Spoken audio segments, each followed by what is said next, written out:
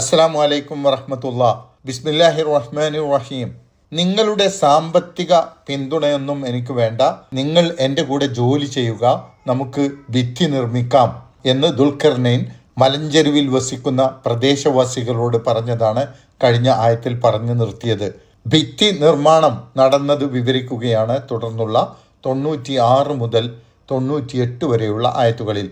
ഭിത്തി നിർമ്മിക്കാൻ നിങ്ങൾ അധ്വാനത്തിലൂടെ എൻ്റെ കൂടെ നിന്നാൽ മതി എന്ന് പറഞ്ഞുകൊണ്ട് അദ്ദേഹം തുടർന്ന് പറഞ്ഞു, ആത്തൂനി സുബർ അൽ ഹദീദ്, എനിക്ക് നിങ്ങൾ ഇരുമ്പ് കട്ടികൾ കൊണ്ടുവരിക. സുബ്രത്തുൽ ഹദീദ് എന്ന് പറഞ്ഞാൽ ഇരുമ്പ് ദണ്ട്, ഇരുമ്പ് കട്ടി എന്നൊക്കെയാണ്. അങ്ങനെ ദുൽഖർനൈനിയുടെ നേതൃത്വത്തിൽ ഇരുമ്പ് ദണ്ട് കൊണ്ടുള്ള ഭിത്തി ഉയർത്തപ്പെട്ടു.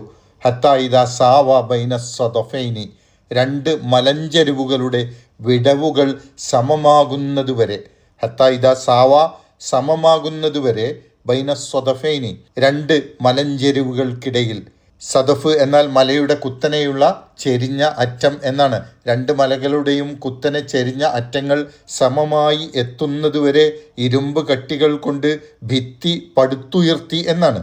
എന്ന് പറഞ്ഞാൽ ആ രണ്ട് മലകൾക്കിടയിലൂടെ യജൂജും മഅജൂജും കടന്നു വന്നിരുന്ന വിടവ് നികത്തി ആ വിടവ് ഇരുമ്പ് ദണ്ടുകൾ കൊണ്ടുള്ള ഭിത്തി കൊണ്ട് അടച്ചു. പക്ഷെ അതുപോരല്ലോ, നല്ല ശക്തിയുള്ള അക്രമകാരികളായിരുന്നു യജൂജും മഅജൂജും. അതുകൊണ്ട് ഭിത്തി കൂടുതൽ ശക്തിപ്പെടുത്തണം. അതിനായി ദുൽഖർനൈൻ പറഞ്ഞു, ഖാല, അദ്ദേഹം പറഞ്ഞു, ഫുഹു, നിങ്ങൾ ഊതുക എന്ന്. നഫഹ എന്ന് പറഞ്ഞാൽ ഊതി എന്നാണ്.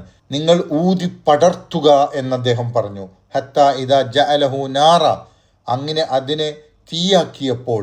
അവർ ദുൽഖർനൈനിയുടെ നിർദ്ദേശപ്രകാരം ഇരുമ്പ് ദണ്ടുകളിൽ തീയിട്ട് ഊതി കത്തിച്ച് അതിനെ പടർത്തി ആ ഇരുമ്പ് ദണ്ടുകൾ ചുട്ടുപഴുത്ത് അഗ്നിയായി മാറിയപ്പോൾ കാല, അദ്ദേഹം പറഞ്ഞു, ആത്തൂനി, നിങ്ങൾ എനിക്ക് കൊണ്ടുവന്ന് തരിക.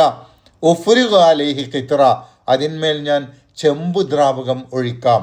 ഖിത്രൻ എന്ന് പറഞ്ഞാൽ ചെമ്പിൻ്റെ അല്ലെങ്കിൽ ഈയത്തിൻ്റെ ദ്രാവകം എന്നാണ്. ആ ഇരുമ്പ് മതിൽ ശക്തമായി ഉറപ്പിക്കാൻ ഇരുമ്പ് മതിലിനെ കത്തിച്ച് അഗ്നിയായി അതിന്മേൽ ചെമ്പിൻ്റെ ദ്രാവകം ഒഴിച്ചു.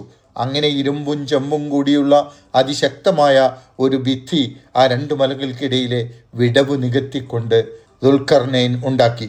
ഫമസ്താഉ, അവർക്ക് സാധിക്കാതെയായി, അയ്യൽഹറുഹു, അതിനു മുകളിൽ കയറി കടന്നു വരാൻ. ശക്തമായി മതിൽ നിർമ്മിച്ചതോടെ യജൂജ് മഅജൂജുകൾക്ക് ആ മതിലിൽ കയറി കടന്ന് ഇങ്ങോട്ട് വരാൻ കഴിയാതെയായി.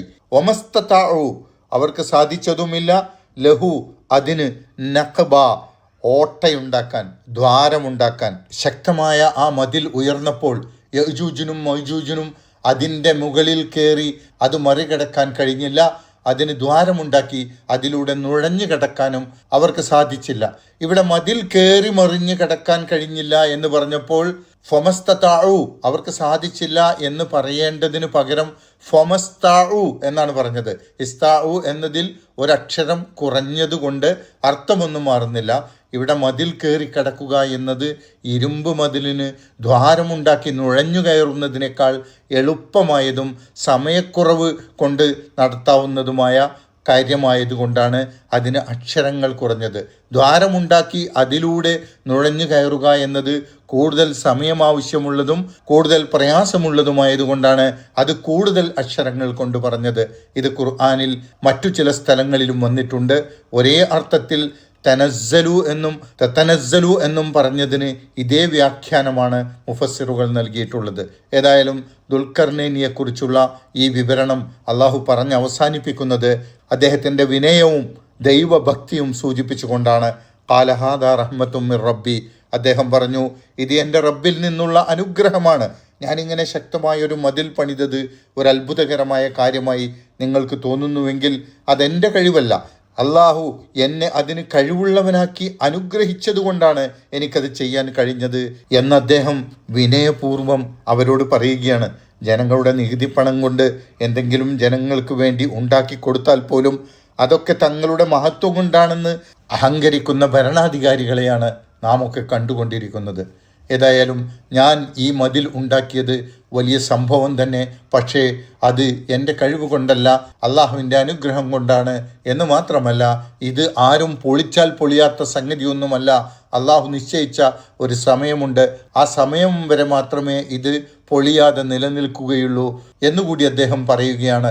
ഫൈദ ജാ വഅദു റബ്ബി, എൻ്റെ റബ്ബ് നിശ്ചയിച്ച സമയം വന്നു കഴിഞ്ഞാൽ, ഭാവിയിൽ വരാനിരിക്കുന്ന നിശ്ചിത സമയത്തെയാണ് വഅദ് എന്ന് പറയുന്നത്. അള്ളാഹു ഓരോന്നിനും ഓരോ സമയം നിശ്ചയിച്ചിട്ടുണ്ട്. അതുവരെ മാത്രമേ ഈ മതിൽ തകരാതെ നിലനിൽക്കുകയുള്ളൂ. ഈ മതിൽ തകരാനുള്ള ആ സമയമായാൽ ജഅലഹു ദക്ക, അവനതിനെ പൊടി പൊടിക്കും. അള്ളാഹു നിശ്ചയിച്ച സമയം വന്നു കഴിഞ്ഞാൽ അവൻ അതിനെ തകർത്തു തരിപ്പണമാക്കും. ദക്ക എന്ന് പറഞ്ഞാൽ തകർത്ത് പൊടിച്ച് ഭൂമിയോടൊപ്പമാക്കി സമതലമാക്കും എന്നാണ്. ഇവിടെ പറയുന്ന വഅദു റബ്ബി, അള്ളാഹു നിശ്ചയിച്ച സമയം എന്ന് പറയുന്നത് അന്ത്യനാളാണെന്ന് പൊതുവെ അധിക മുഫസ്സിറുകളും അഭിപ്രായപ്പെടുന്നു. എന്നാൽ ഇന്ന് യഅ്ജൂജ് മഅ്ജൂജിൻ്റെ മതിൽ തുറക്കപ്പെട്ടിരിക്കുന്നു എന്ന് നബി സല്ലല്ലാഹു അലൈഹി വസല്ലം ഒരു ദിവസം പ്രഖ്യാപിച്ചതായി ഹദീസിൽ വന്നിട്ടുണ്ട്. ആ ദിവസം മുതൽ നബി സല്ലല്ലാഹു അലൈഹി വസല്ലം അങ്ങനെ പ്രഖ്യാപിച്ച ആ ദിവസം മുതൽ ആ ഭിത്തിയുടെ തകർച്ച തുടങ്ങി എന്നാണ് പണ്ഡിതന്മാർ ഇതിനെക്കുറിച്ച് വിശദീകരിക്കുന്നത്. വക്കാന വഅദു റബ്ബി ഹഖ, എൻ്റെ നാഥൻ്റെ നിശ്ചിത സമയം യാഥാർത്ഥ്യമാകുന്നത് തന്നെയാണ്. അള്ളാഹുവിൻ്റെ അവധി സത്യവും കൃത്യവുമാണ്, അത് തെറ്റുകയില്ല. അതുകൊണ്ട് ഈ മതിലും തകരും. ഇതിനും അള്ളാഹു ഒരു സമയം നിശ്ചയിച്ചിട്ടുണ്ടാവും. ആ സമയം വന്നാൽ ഇതും തകരും എന്നാണ് അദ്ദേഹം പറയുന്നത്. ഇതോടുകൂടി ദുൽഖർനൈനിയെക്കുറിച്ചുള്ള വിവരണം അവസാനിക്കുകയാണ്. അള്ളാഹു സുബ്ഹാനഹു വ തആല നമ്മെ അനുഗ്രഹിക്കുമാറാകട്ടെ. അസ്സലാമു അലൈക്കും വറഹ്മത്തുള്ളാഹി വബറകാതുഹു.